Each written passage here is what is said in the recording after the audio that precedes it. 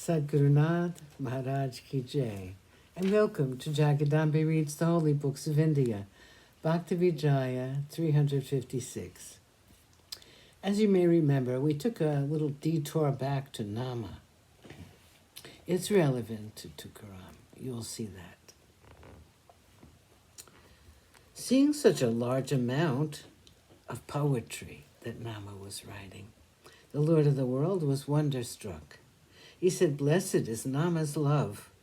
He has sung my glory in a wonderful way, the limit of which is not even understood by the Vedas.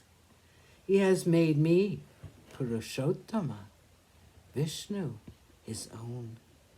Saying this, the Lord of the World patted Nama on the back, and then said, "Still, some of my love remains to be described.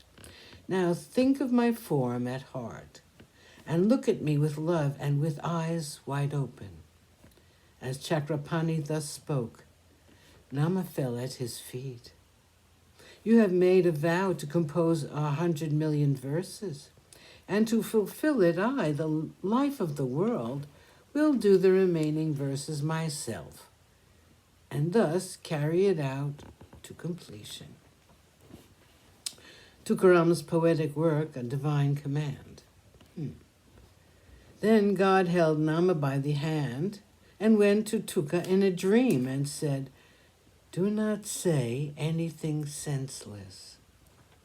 By my order, now compose verses. The limit of them is 100 million. You carry it to completion." Having said this, the Lord of the World stroked his back.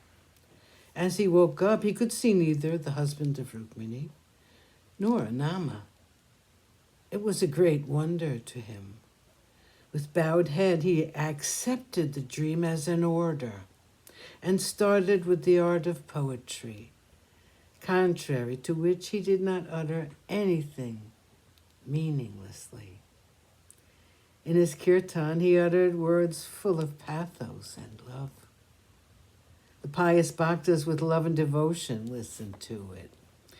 There were amongst the listeners some who were scrupulous and critical. They said, "These poems are quite new, and we do not consider them as an authority at all.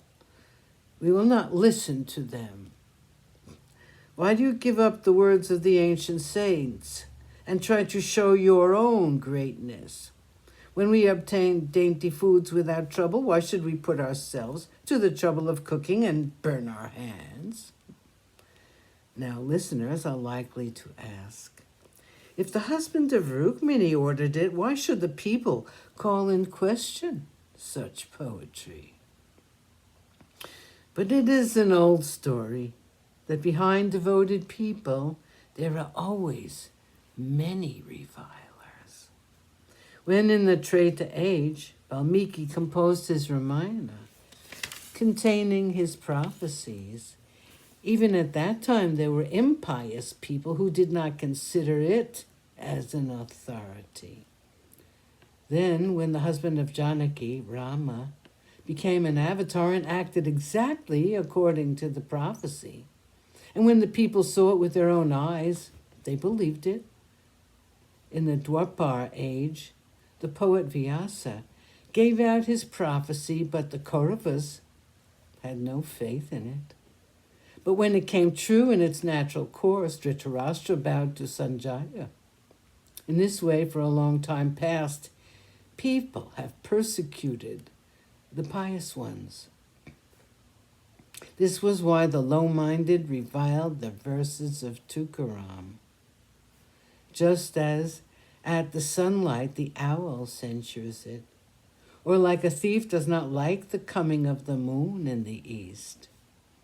Hearing the reputation of a donor, the miserly despise that person for nothing.